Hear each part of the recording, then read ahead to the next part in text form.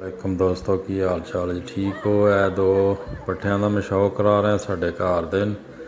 ਇਹਨਾਂ ਦੀ ਮਾਂ ਜਿਹੜੀ ਹੈ ਜਨਾਬ ਪਿੱਪਲਾਂ ਵਾਲੀ ਫਿਰੋਜ਼ਪੁਰੀ ਅਤੇ ਮੋਤੀਆਂ ਵਾਲੇ ਕਰਾਸ 'ਚ ਅੱਗੋਂ ਉਹ ਵੀ ਸਾਡੇ ਘਰ ਦੀ ਹੈ। ਉਹਨੂੰ ਅਸੀਂ ਆਪਣੇ ਵੱਡੇ ਲਾਖੇ ਕਬੂਤਰ ਦੇ ਨਾਲ ਲਗਾਇਆ ਸੀ, ਜਿਹੜਾ ਜੇਠ ਛੁੱਟਦਾ ਰਿਹਾ। ਸੇਮ ਹੈ ਆਪਣੇ ਪਿਓ ਦੀ ਕਾਪੀ। 3 ਪੱਠੇ ਨੇ, ਇੱਕ ਜੌਨਸਰ ਹੈ। ਫਿਲਹਾਲ ਦੋਵਾਂ ਦਾ ਹੀ ਸ਼ੌਕ ਕਰਾ ਰਿਹਾ। ਛੋਟੇ ਛੋਟੇ ਬੱਚੇ ਸੀ ਅਤੇ ਮਾਸ਼ਾਅੱਲਾ ਇਹਨਾਂ ਨੇ ਕੱਢ ਕਢਾਕੇ ਛੱਡੇ ਨੇ। ਬੜੇ ਛੋਟੇ ਨੇ ਮਾਸ਼ਾਅੱਲਾ। ਹੁਣ ਤਾਂ 10 ਸਾਫ਼ ਕਰ ਗਏ ਨੇ। ਅਤੇ ਮੈਂ ਅੱਜ ਦੋਸਤਾਂ ਭਾਈਆਂ ਨੂੰ ਸ਼ੌਕ ਕਰਾਈਏ।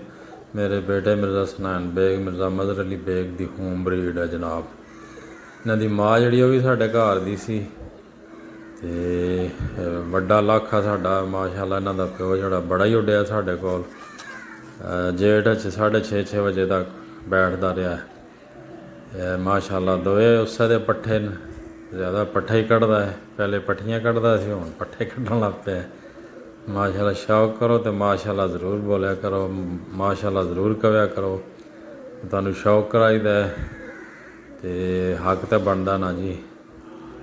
ਮਾਸ਼ਾਅੱਲਾ ਤਬਾਰਕ ਅੱਲਾ। ਮੇਰੇ ਬੇਟੇ ਬਹੁਤ ਮਿਹਨਤ ਕਰਦੇ ਨੇ, ਉਹਨਾਂ ਮਿਹਨਤ ਦਾ ਨਤੀਜਾ ਜੀ। ਸਾਡੇ ਘਰ ਦੇ ਲਾਖੇ ਨੇ ਜਨਾਬ, ਬਹੁਤ ਹੀ ਅੱਛੇ ਪ੍ਰਵਾਸੀ। ਰਾਤ 'ਤੇ ਵੀ ਹਨੇਰਿਆਂ 'ਚ ਵੀ ਬੈਠ ਜਾਂਦੇ ਨੇ ਮਾਸ਼ਾਅੱਲਾ। ਰਾਤ 'ਤੇ ਵੀ ਲੱਗੇ ਸ਼ੌਕ।